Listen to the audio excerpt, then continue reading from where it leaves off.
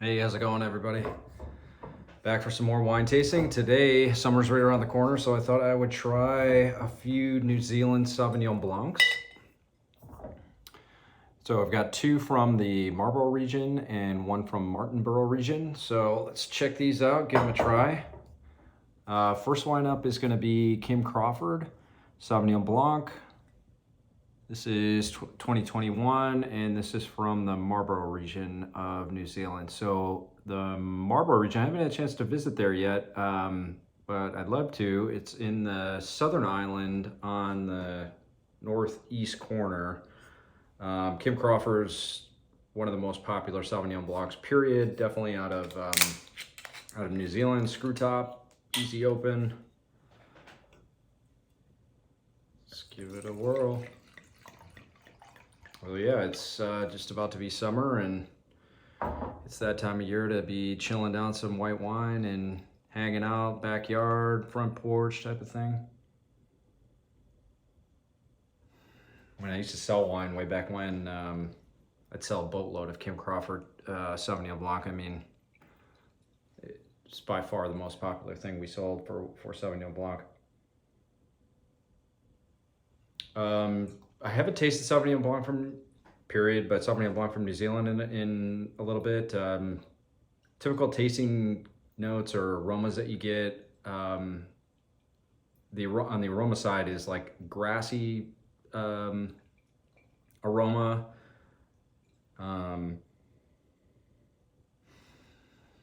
Sometimes I get a vegetal, like a green pepper or like a vegetal aroma and taste, which is a little off-putting for me, but they can also have like ripe tropical fruit flavors,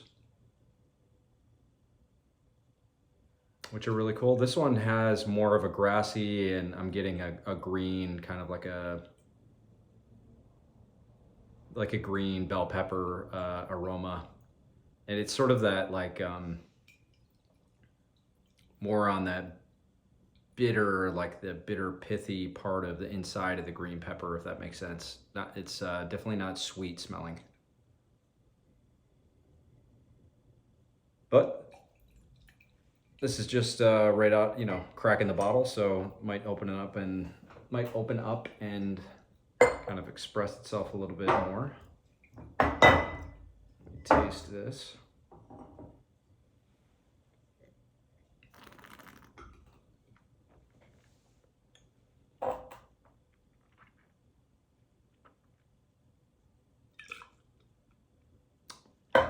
Frankly, I was surprised when I looked at the label and it had an AVA designation under here. Kim Crawford is so huge. I don't know if it says like how many cases they produce on the back, but they're so big.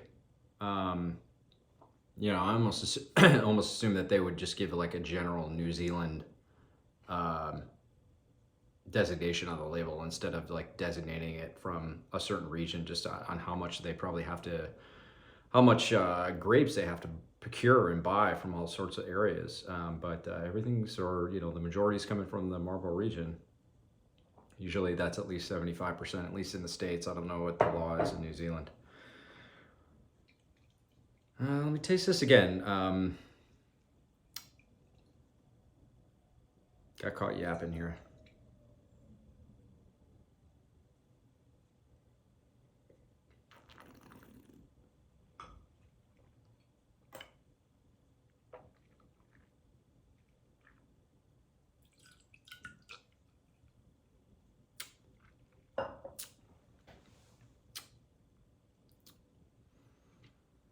It almost tastes like there's a little bit of residual sugar.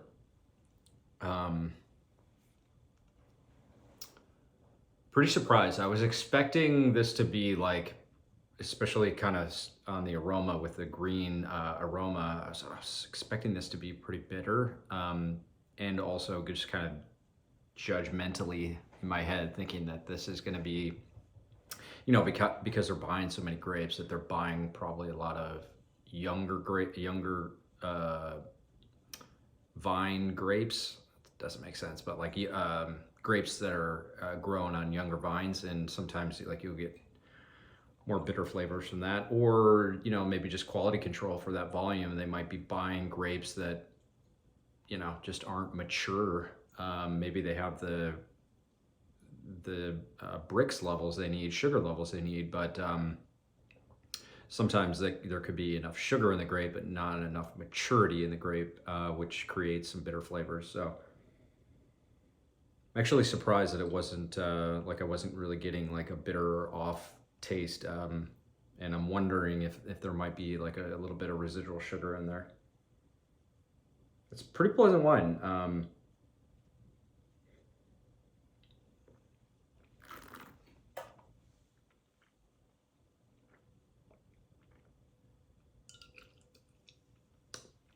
Out of the three, it's the cheapest. I think the Kim Crawford's like 12, 13 bucks, under 15 at Bevmo, where I got all these. So good measuring stick to see kind of like what the baseline is, and but pleasantly surprised on how drinkable this is. Definitely, and I'm drinking these room temperature, so chill these down on a hot day, this would be pretty nice. The acidity is not, I mean, if I had to critique it, right, like the acidity isn't too strong. And for me, that means, like, translating my own way of saying, like, that means that the acidity is not strong enough for me to pair with food. And again, I've said this many times on different tastings, but the higher level of acidity in the wine will balance the fat that you're eating with your meal. So fat from proteins like beef, chicken, pork, whatever, and or it could be like a butter sauce, so like a fat made into like a butter sauce, fat that way. And so the acidity will balance that out. So think like you're making a salad dressing. You're not just dumping oil on top of lettuce. You're mixing and balancing the oil with the vinegar to create a balanced flavor. And same thing with wine. The wine acidity, the acidity in the wine matches with the fat, or cuts that fat that you're eating with your meal. This doesn't have that. So long way of saying I would drink this as an aperitif, most likely, than with a ton of food. Although I would say, if you're summertime munching on salads, outdoors, and kind of having that lighter fare, salads, fish, like branzino, whole fish, this would go fine. I mean, wouldn't necessarily need a ton of acidity. That's just a personal preference for those kind of foods, I'd say.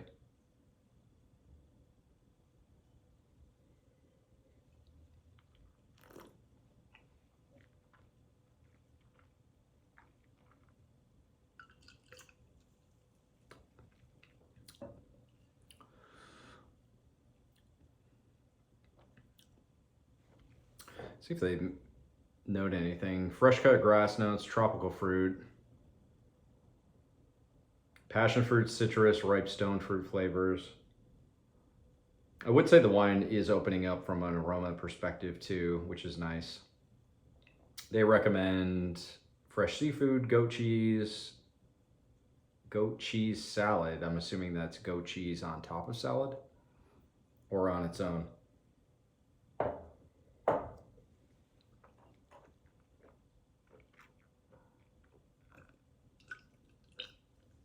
13% alcohol. I'm such a skeptic though, like I'd want to know like kind of what their winemaking practices are. It's such a big operation. I wonder how they're potentially manipulating the wine, going from grapes and fermented wine, like fermented wine, just fermented grapes, to what this end product is here. Like I'm such a skeptic. I'd be like really curious to know like what sort of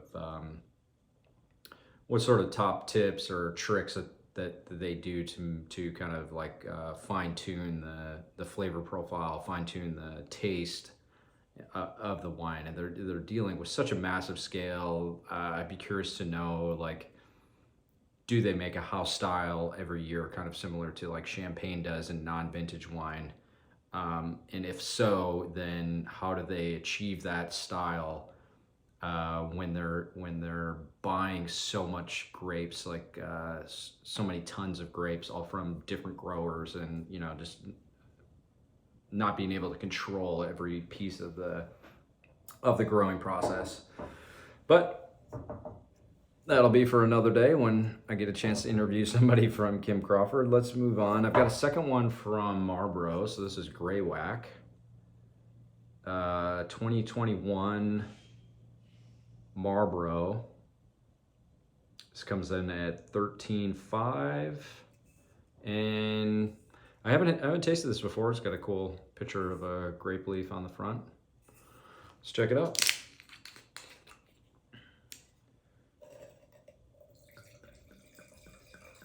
All these wines, Sauvignon Blanc should be real straw color. It's not going to get like deep golden typically in the glass. So you can see it's pretty, straw yellow, kind of almost clear compared to, I don't know, Riesling or some Chardonnays even.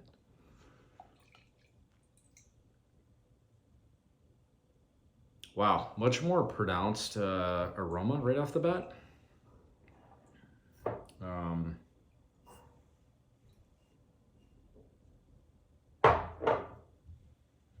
Interesting. It's the best way I could describe it. The aroma right upon opening. It's going to take me a minute to unpack, and hopefully this opens up more. All wines open up to a certain degree. So that's why I'm swirling it like this, getting some oxygen incorporated into the wine. Just leaving the bottle open like this with the exposure on the top there will oxidize the wine and kind of a bell curve on getting better over, I don't know, like a 24-hour period, let's say, getting better, and then best, and then a steep decline kind of on oxidation and losing the fruit flavor.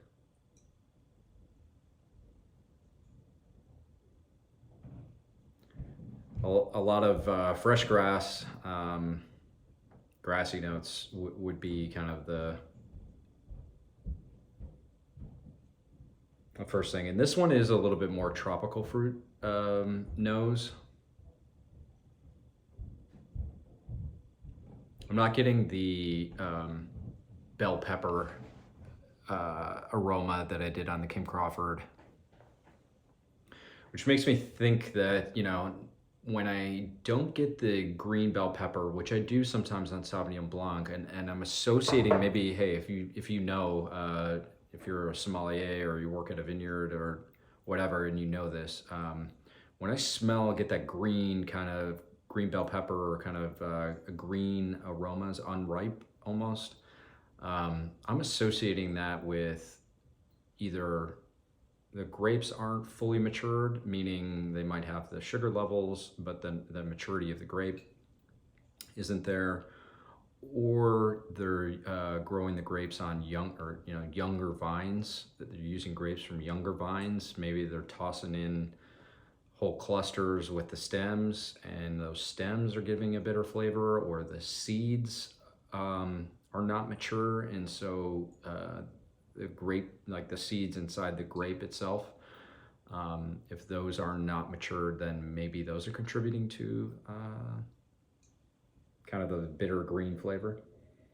This, I'm not getting that as much, so I'm assuming that those two things aren't happening. Either the vines are more mature, and or the grapes are being matured properly.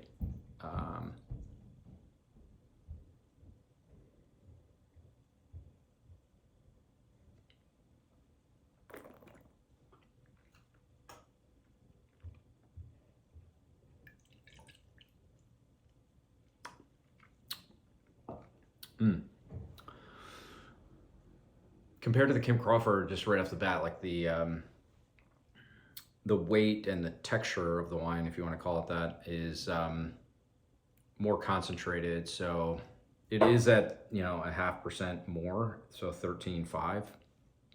They could let the grapes ripen more bricks, more sugar in the grape. But it just has like a more concentrated flavor, or like a heavier texture, like a, not oily, but just, you just notice a textural difference when you taste the wine. I don't know what that's attributed to.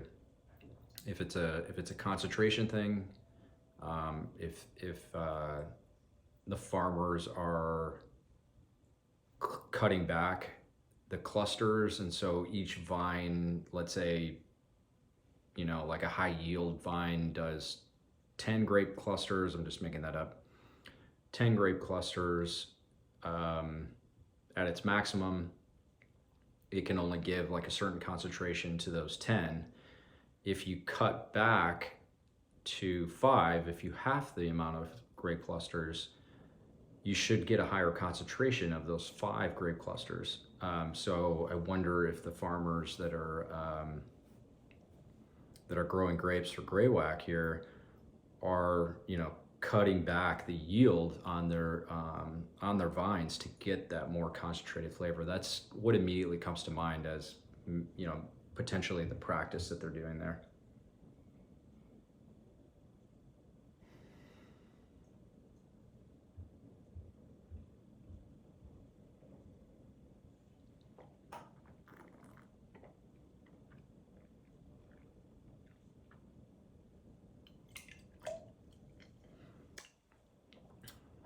Like I said, I've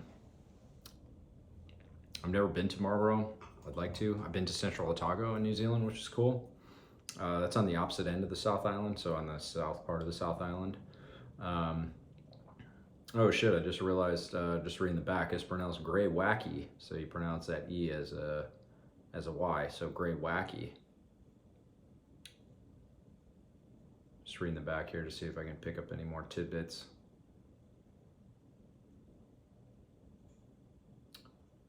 It just says aromatic, balanced wine.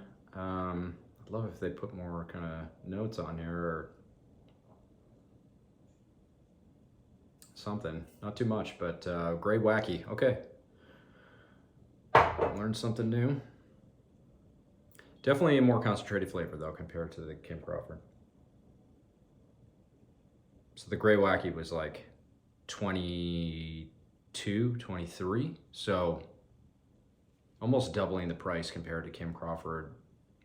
Am I getting double the value? I think the concentrated flavor is more appealing to me. It feels like I'm tasting something more crafted, if that makes sense, versus mass produced.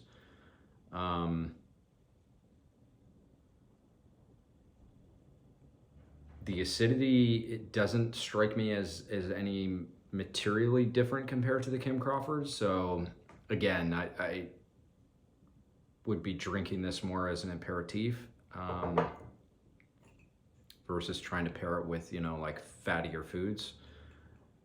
That being said, again, the foods that you would typically eat with Sauvignon Blanc are not going to be super fatty, you know, regardless.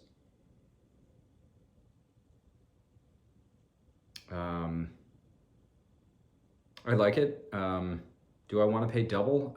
Maybe for like a more special event, like a dinner party, like I guess more of an outdoor get together. Let's say, you know, drinking these in the summertime, like hosting something outside, picnic, barbecue, that kind of thing. Having this available for folks to have with like lighter fare, or that are going to be enjoying, vegetarians that are going to be enjoying salads, that sort of thing. More so for like Kim Crawford, that would be like weeknight get together, huge party where I'm buying like cases and cases of wine, that kind of thing. Haven't thrown that big of a party in a long time, but who knows?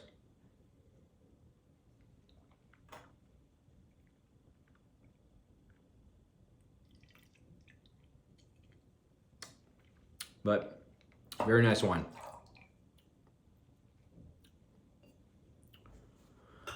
All right, let's move on to the third one, and then we'll circle back and see kind of how these are opening up. So third wine is Craggy Range, and this is from the Martinborough region, which is on the North Island, just kind of across the Sound or the Channel there. So south part of the North Island. And then this one's labeled as Temuna. I don't know if that's like a special bottling. And year here is 2020. See if it says anything about this Temuna. Oh, so looks like it's referring to a vineyard site, so cool. This reads like it's a single vineyard wine from Martinborough. Let's check it out. So Craggy Range has been around for a long time and been really popular for a long time, and kind of when I was selling wine, this is going back like shit, almost 20 years now, but Craggy Range, they have a few different lines, tiers of quality level, but they're sort of considered kind of like a higher quality tier than Kim Crawford. This wine was around 20 bucks at Bevmo. A little less, I think it was like 19. So, you know, same straw color.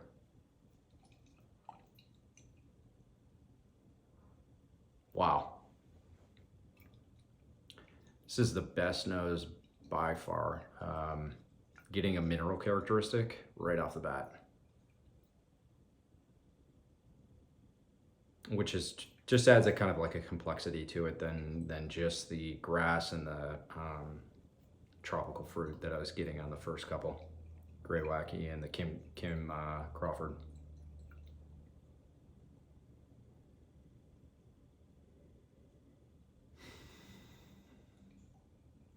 Yeah, a little bit of tropical fruit. It's kind of a little closed. Tropical fruit and kind of the alcohol is coming through for aroma-wise, but that should blow off. But really nice mineral characteristic that I can just smell. It's kind of like, I don't know, you just pick up kind of a rocky or minerally smell with some wines.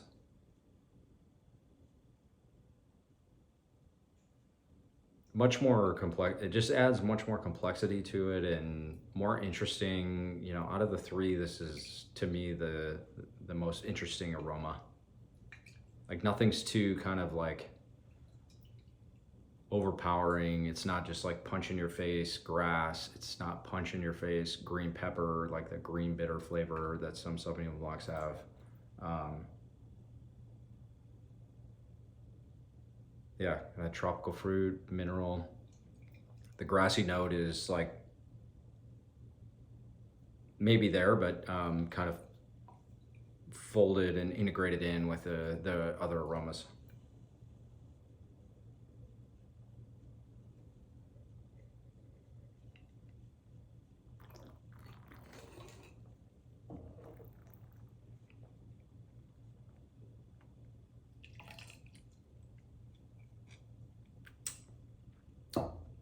Just looking for the alcohol, 13.3.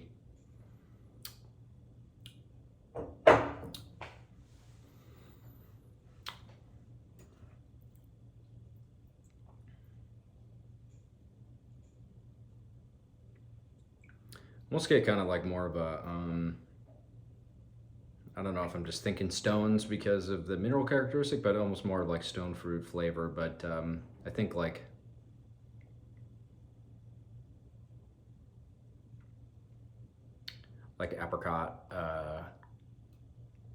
apricot specifically is what I'm thinking of. And, you know, knowing that I get apricot flavors when I taste Sauterne, which is, you know, Sauvignon Blanc grapes and Semillon grapes in Bordeaux. I guess that makes sense. Maybe sometimes you can get apricot notes on the Sauvignon Blanc alone. I don't know if they have any Semillon in this. I don't know where that apricot flavor comes from, but or if that comes from Sauvignon Blanc or Semillon, meaning. But It's kind of what it reminds me of.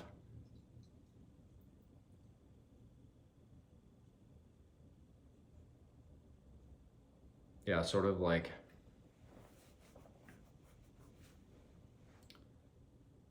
kind of a bitter mandarin, citrus fruit, and apricot.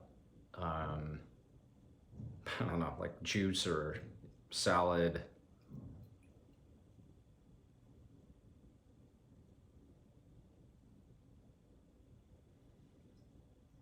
Very interesting.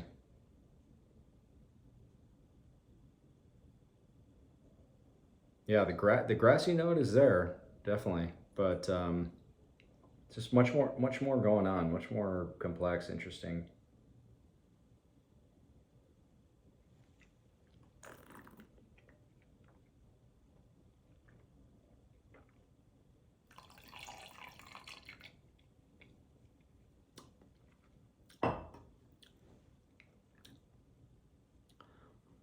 Yeah, peachy, apricot, mandarin, orange. Maybe Sauvignon Blanc just doesn't have a ton of acidity, but it could be from New Zealand. Maybe the growing conditions are warmer there. Shit, I know Sancerre and, you know, Sauvignon Blanc from Bordeaux, they have decent acidity, I think. I haven't had them in a while, but maybe it's these growing conditions are they're ripening the grapes more or less acidity, that kind of thing. All right, so after tasting round one, the Craggy range is by far the most interesting wine. Most complex aromas, interesting flavor profile, delicious, interesting flavor profile. This would be what I would want to serve to friends and family. You know, having people over for barbecues or picnics, hanging out outside, chill this down. This would be delicious. But let's run back through and see kind of like how these are opening up now that we've had a chance to kind of swirl them around a little bit, get some oxygen. So going back to the Kim Crawford 2021 from Marlborough, rolling in at the least expensive at like 12 bucks from Bevmo.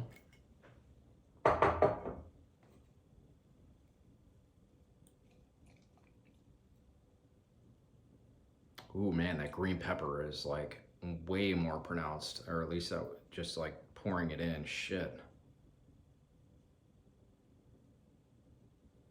Yeah, that's why I think like I don't know if I'm just skeptical or what, but if you have this green of a aroma profile and the taste is not bitter and not green, then something's going on. Like they're doing something in the they're doing some chemistry work in the winemaking facility that somehow is like erasing that bitter flavor, but somehow can't for the aroma. That's the skeptic in me, is thinking like, how are they doing that? This smells so green now. Like green pepper. Green pepper and grass. And it's interesting, but not appealing.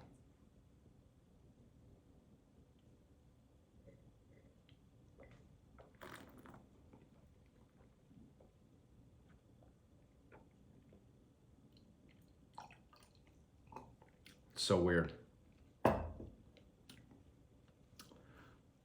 Okay, yeah, a little bit of that greenness on the taste, but it's not a super strong bitter flavor. So something's off. Something's happening. Something's being manipulated. They've somehow erased a lot of the bitter flavor. I really want to know how they do that. Man, it just smells like green pepper and fresh cut grass, big time.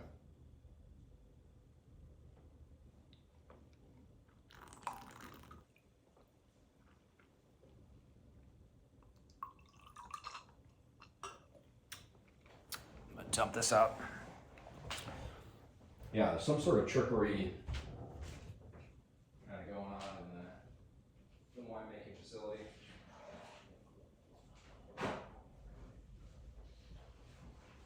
You know, when you get a bunch of chemistry,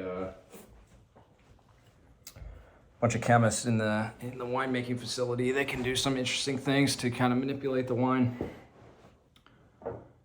All right, so Kim Crawford, you know, on second taste, probably wouldn't be what I'd be looking for even on a Tuesday night. I think I'd probably bump up to the $20 range here. So let's go back to Greywack.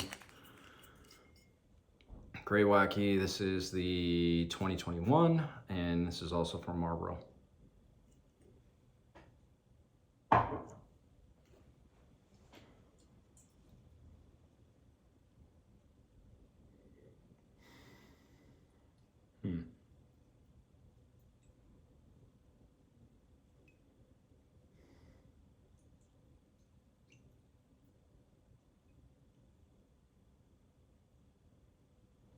Started to get kind of like the super grassy aroma, but it swirls out a bit. Yeah, it definitely doesn't linger on in the glass and the aromas after I kind of spin it around and get some air into it. Still a bit closed, I would say, in terms of the aroma profile. Just sort of, there's some fruit flavor kind of aromas in there, but they're not super pronounced. They're tough to pick up.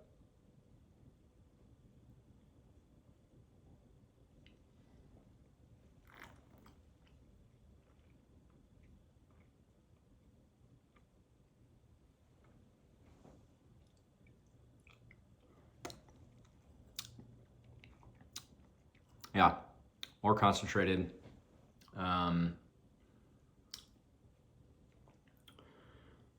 Much better, I'd say, drinking than the previous.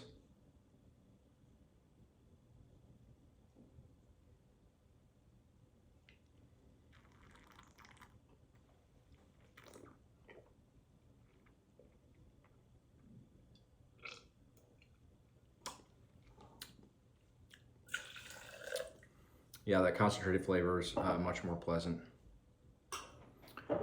All right, and back to Craggy Range from Martinborough, the North Island, and Taymuna, the vineyard that they source the grapes from. Means secret place. Cool.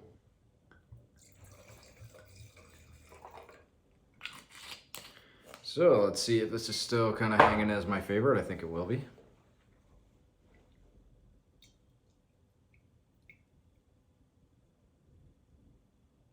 Yeah, that aroma is way better.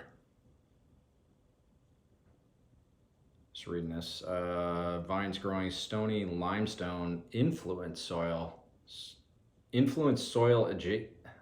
Soil adjacent to some river, Orunga River. Limestone influenced soil. So I don't know what limestone influence means, that there's some limestone in there, but not a lot.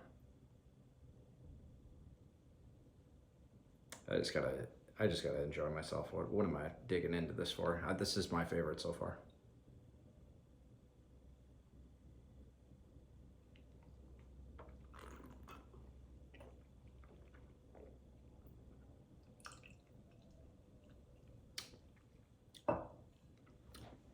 Yeah. So like the concentration between the Greywack and the Craggy range is pretty similar. This seems maybe there's a little bit of residual sugar, like a little sweetness in it, versus the Craggy range, which doesn't have like a sweet, excuse me, aftertaste. Craggy range just has, also has a longer lasting finish and a more pleasant finish. Whatever they're doing for this single vineyard wine, and you know, like like I said, Craggy range has different tiers of quality. They have, you know, probably like a more mass-produced one as their entry level, and then you go up, and up. And so this is, you know, 1 or 2 steps up from their baseline. And I think the quality shows. And in terms of price, I'd gladly pay around 20 bucks to have this level of quality.